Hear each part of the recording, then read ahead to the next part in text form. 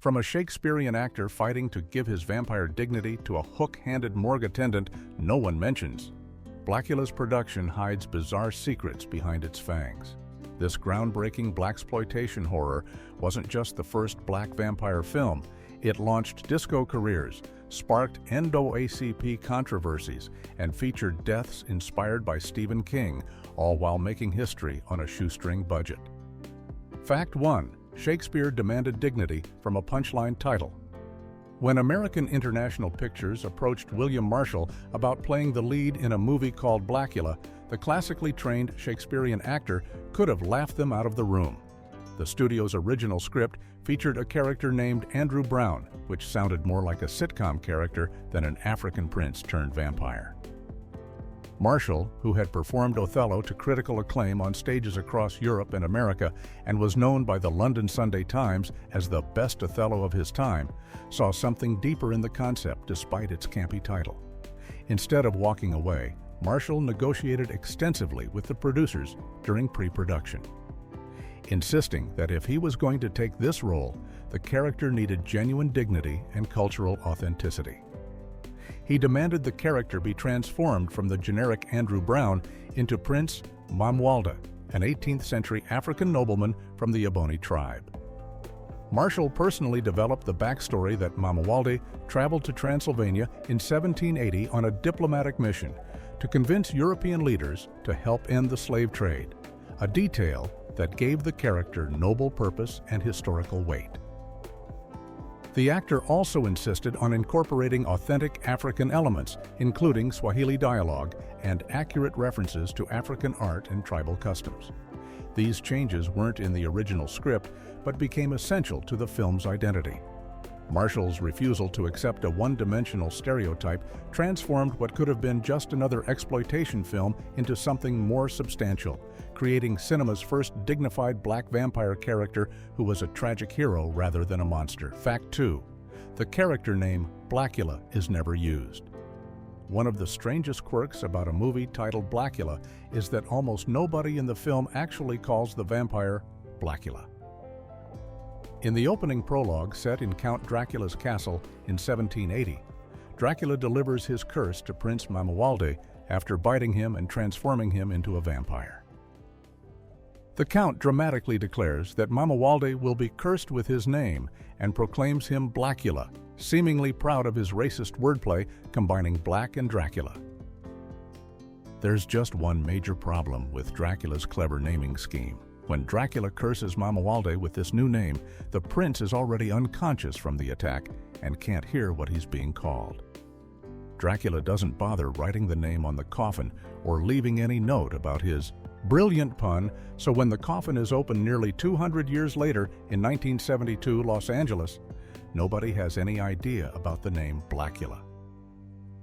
Throughout the entire rest of the film, every character who meets the vampire knows him only as Prince Mamuwalde, or simply Mamuwalde. The interior decorators who release him never learn his name before he kills them. Tina and her friends know him as Mamuwalde. Even Dr. Gordon Thomas, who figures out that Mamuwalde is a vampire, never calls him Blacula. The only time the name appears after the opening is in the film's title and promotional materials. Dracula's attempt at a lasting insult completely failed because he forgot the basic rule that if you want someone to be known by a nickname, at least one person needs to actually know about it and use it. Fact 3. Saturn Award, trailblazer for horror. Blacula didn't just make history as the first major black vampire film. It also became the very first movie ever to win a Saturn Award for Best Horror Film. The Academy of Science Fiction, Fantasy, and Horror Films, which had previously been known as the Count Dracula Society, established the Saturn Awards in 1972 as a way to honor excellence in genre filmmaking that often got overlooked by mainstream award ceremonies. Blacula premiered in August of 1972 and quickly became one of the year's top-grossing films, earning over $2 million against its modest $500,000 budget.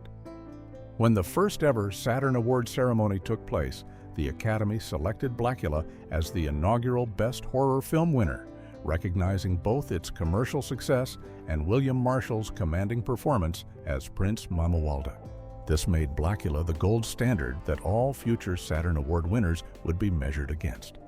The following year, The Exorcist would win the same award, joining Blacula in what would become a prestigious lineage of horror classics.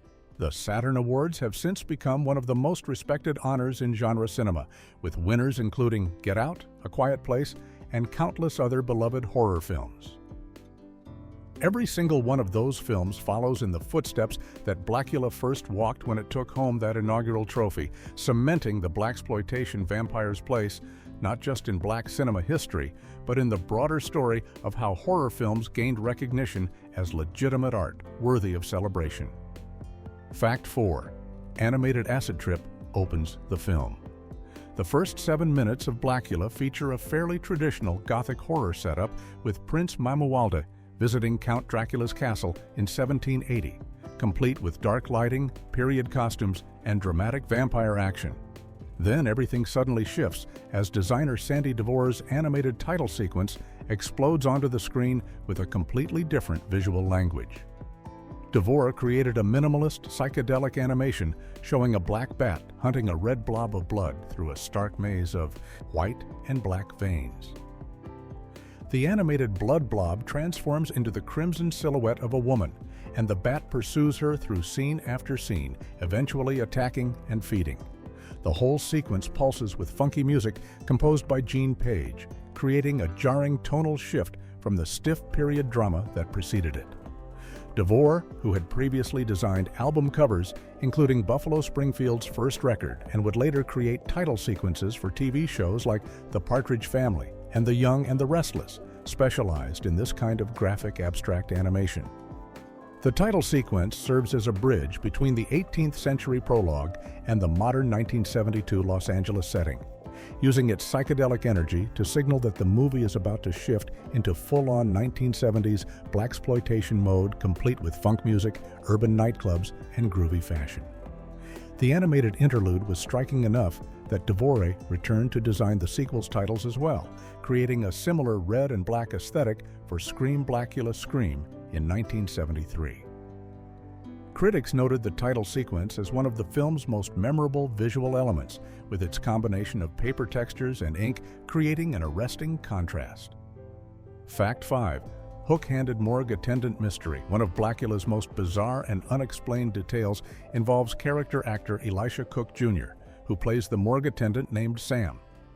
Cook, famous for roles in classics like The Maltese Falcon and Shane, appears in several scenes throughout the film, performing his duties at the Los Angeles morgue, where vampire victims are brought for examination. Here's the weird part. Sam has a hook in place of one of his hands, and absolutely nobody mentions it. Not once does Dr. Gordon Thomas comment on his colleague's prosthetic hook.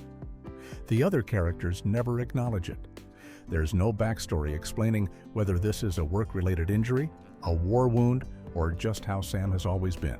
The hook serves no purpose in the plot whatsoever, unlike Chekhov's famous rule that if you show a hook in Act 1, it needs to be used by Act 3.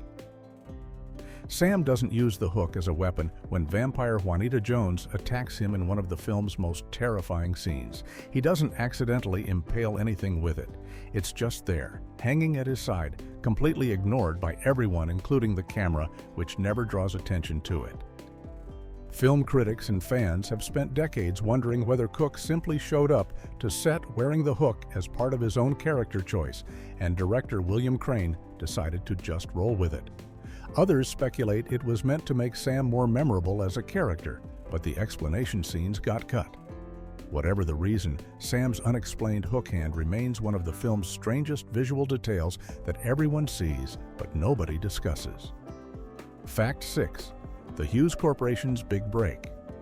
The nightclub scenes in Blacula feature a soul and funk band performing several songs while the characters celebrate, and Blacula makes his dramatic entrance to return Tina's purse. That band was the Hughes Corporation, and their appearance in this low-budget horror film in 1972 became the launching pad for one of disco's biggest success stories. The group, consisting of St. Clair Lee, Fleming Williams, and H. Ann Kelly, had been struggling to break into the music industry and performing as an opening act for stars like Frank Sinatra and Glenn Campbell in Las Vegas. When they were invited to appear in Blacula and record 3 songs for the soundtrack, There He Is Again, What the World Knows, and I'm Gonna Catch You, it represented their first major exposure. Their performance in the film, dressed in powder blue outfits and delivering energetic vocals, caught the attention of RCA Records executives who signed them to a recording contract.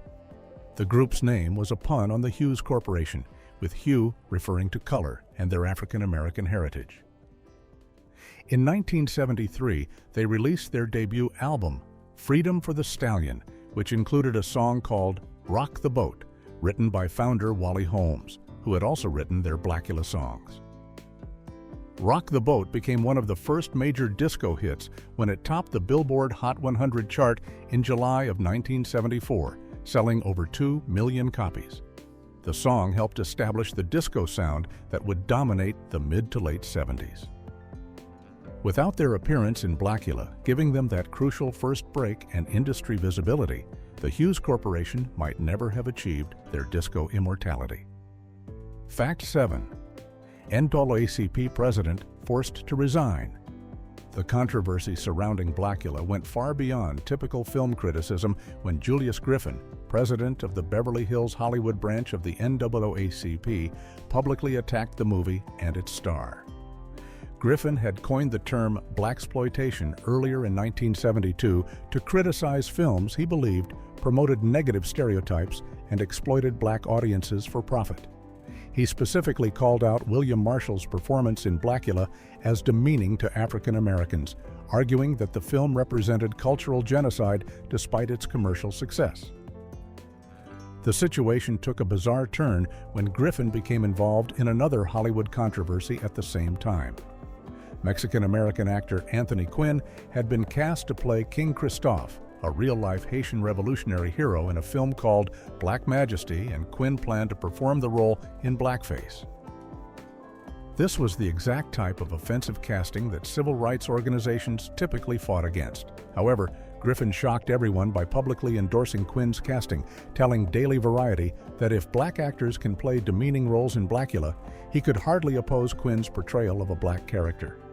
The hypocrisy was immediately obvious and explosive. Griffin's own constituency within, the NAACP, outraged that their president was defending blackface casting while attacking a dignified black actor's work, forced him to resign from his position.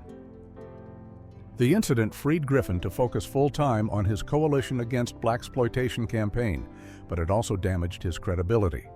Meanwhile, Blacula continued its successful theatrical run, and William Marshall's performance became increasingly recognized as bringing genuine dignity to the horror genre.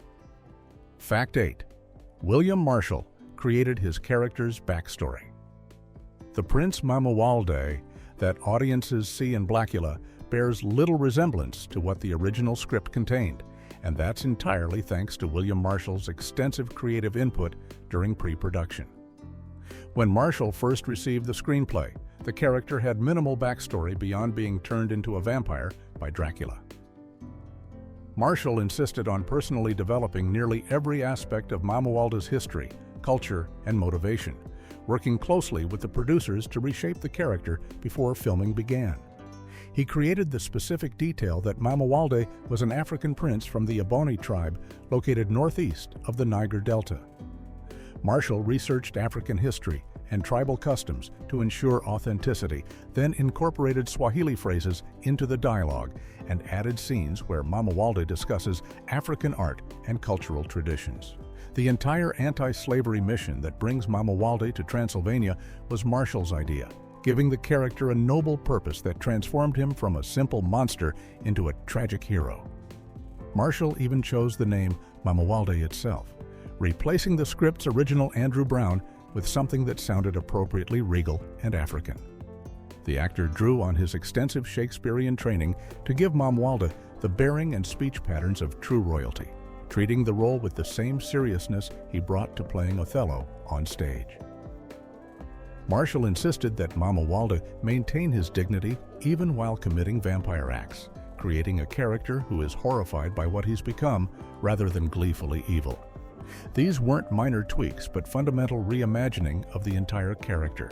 Without Marshall's contributions, Blacula would have been a forgettable exploitation film with a stereotypical vampire.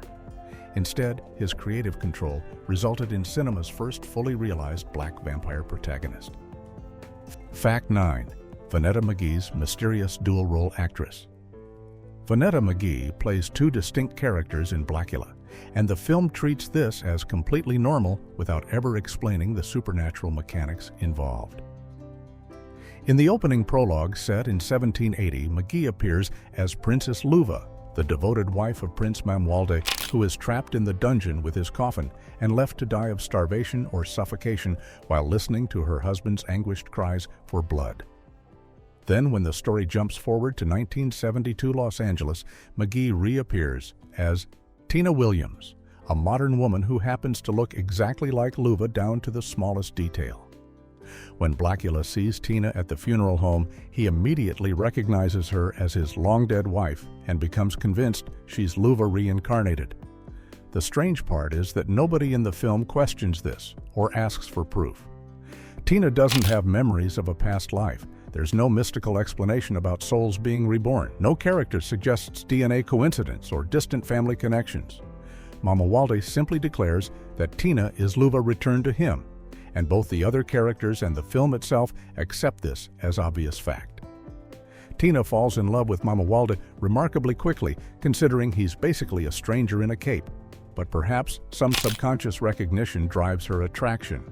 The film never addresses whether Tina actually is Luva's reincarnation, or if Mamuwalde is just a lonely vampire projecting his lost love onto someone who resembles her. Either way, McGee delivers two separate performances with different costuming, settings, and character dynamics while playing what might be the same soul in different bodies, creating one of the film's most intriguing unanswered mysteries. Fact 10. The unlit Molotov cocktail goof. During the climactic warehouse battle between the police and Blacula's vampire minions, Dr. Gordon Thomas and Lieutenant Jack Peters discover a box filled with old-fashioned oil lamps and decide to use them as improvised weapons against the undead. The two heroes start grabbing the lamps and hurling them at the vampires like Molotov cocktails, and when the glass lamps shatter against the vampires or the floor, they explode into dramatic fireballs that torch the creatures. It's a visually exciting action sequence with flames erupting everywhere and vampires burning, except for one glaring problem that anyone paying attention will notice. None of the oil lamps are actually lit when the characters throw them. You can clearly see in multiple shots that the lamps have no flames burning on their wicks as they sail through the air. They're just glass containers filled with oil. In reality, throwing an unlit oil lamp would simply result in broken glass and spilled oil, which might be slippery, but definitely wouldn't spontaneously burst into flames on impact. For the oil to ignite, there would need to be an existing flame to ignite the vapors, which is the whole point of a Molotov cocktail having a burning rag as a fuse. The film's low budget likely explains this continuity error. Actually, throwing lit oil lamps would have been extremely dangerous for the actors and stunt performers, so the production probably used unlit props and added fire effects separately. The result is a memorable action sequence that completely ignores the basic laws of physics and fire safety. Viewers who catch this mistake are left wondering if perhaps vampire oil has special magical properties that cause spontaneous combustion. Fact 11. 2-month. Production window. Blacula's journey from script to finished film happened at breakneck speed, with the entire production compressed into an incredibly tight 2-month shooting schedule running from late January through late March of 1972. Director William Crane had just 20 days to complete filming, according to some accounts, forcing the cast and crew to work quickly and efficiently while maintaining quality standards. The production budget totaled approximately $500,000, which was modest even by 1970s exploitation film standards, but still more than American International Pictures typically spent on their genre offerings. Producer Sam Arkoff reportedly told Crane he could make his requested changes to elevate the script, but warned that the budget and schedule were non-negotiable. Despite these constraints, Crane managed to shoot on multiple Los Angeles locations, including the Watts neighborhood, various downtown spots, and the Hyperion outfall treatment plant in Playa del Rey, which served as the climactic underground chemical plant setting. The rapid production schedule meant actors had minimal rehearsal time, and scenes often required just 1 or 2 takes, regardless of minor imperfections. The film's look benefited from effective use of shadow-filled urban settings that created atmospheric nightmare landscapes without requiring expensive set construction.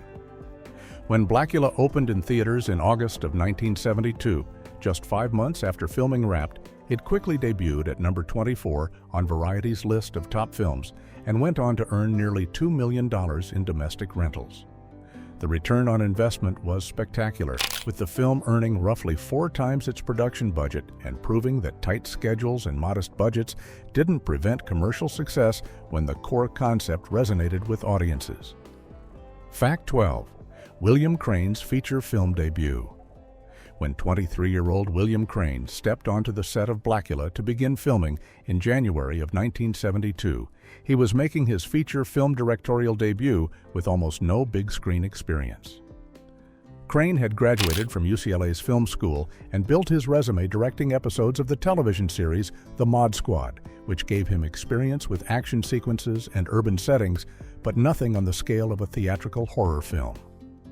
American International Pictures took a significant chance hiring such a young, untested director for a project they hoped would capitalize on the booming blaxploitation market.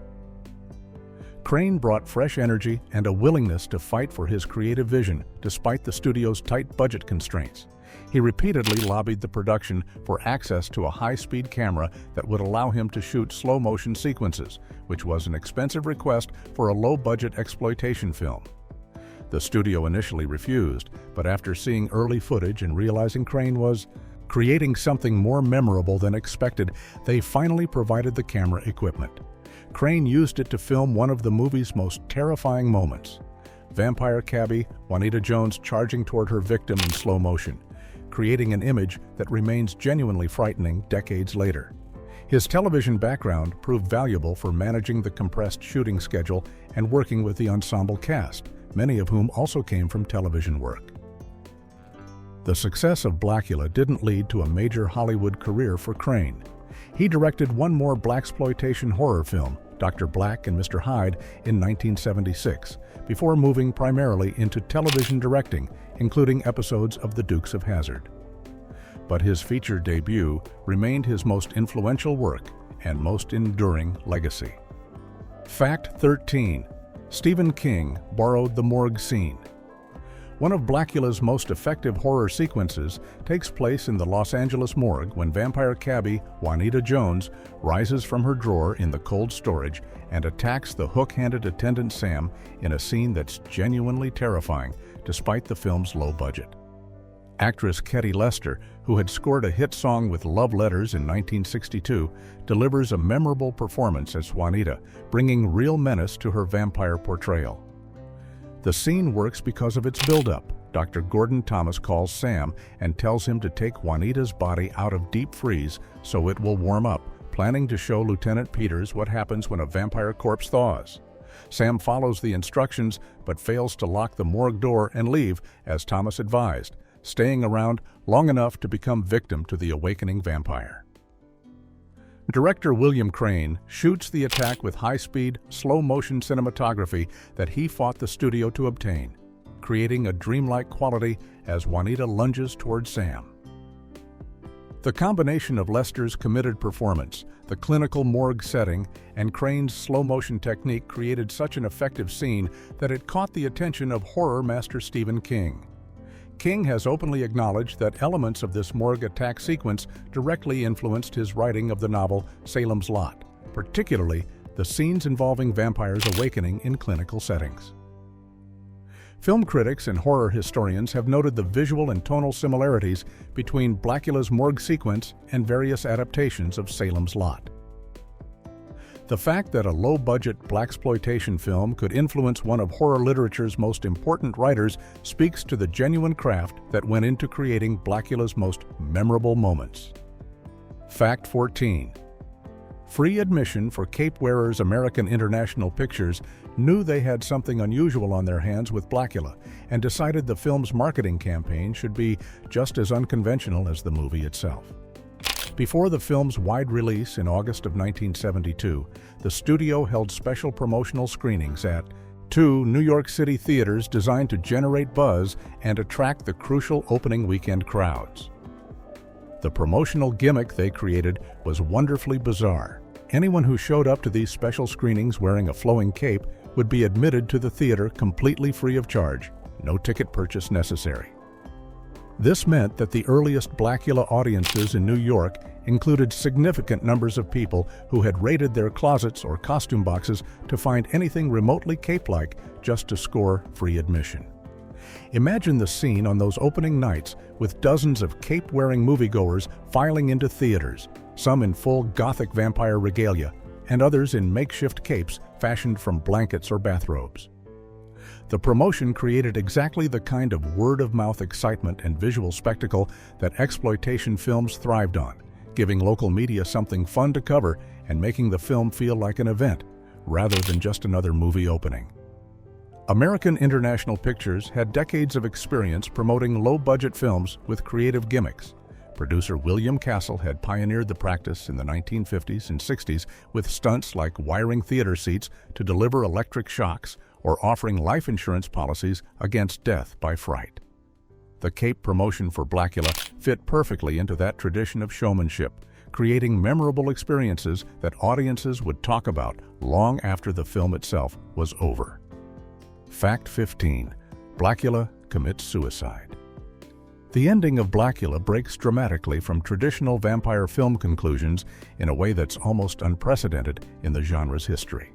Throughout the climactic battle at the underground chemical plant, Blacula fights desperately against the police to protect his beloved Tina, whom he believes is his wife, Luva reincarnated. During the chaos, a police officer accidentally shoots Tina with a bullet intended for Blacula. To save her life, Mama Walde transforms her into a vampire with his bite, giving her immortal undead existence. However, Lieutenant Peters doesn't realize what's happening and stakes the newly turned Tina when he finds her resting in Blacula's coffin, thinking he's finally killed the main vampire. When Mama Walde discovers that he has lost Luva for the second time, now as Tina, he becomes completely devastated by grief. Instead of continuing to fight the police or fleeing to survive, as vampires typically do, Mama Walde makes a conscious choice to end his cursed existence. He climbs the stairs leading to the roof of the facility and deliberately walks out into the morning sunlight, committing suicide by exposing himself to the deadly rays. Dr. Thomas and Lieutenant Peters witness Mama Walde's flesh melting away as maggots consume his face until only his skeleton remains. This is extraordinarily rare in vampire cinema. Victims typically stake vampires or destroy them through force, with the creatures fighting until the end. The idea of a vampire, especially one based on Dracula himself, choosing death over eternal existence adds tragic weight to the character that elevates Blacula above typical monster movie fare, making Mama Walde a genuinely sympathetic figure destroyed by love rather than a villain defeated by heroes. Defeated by heroes. Defeated by heroes. Defeated by heroes.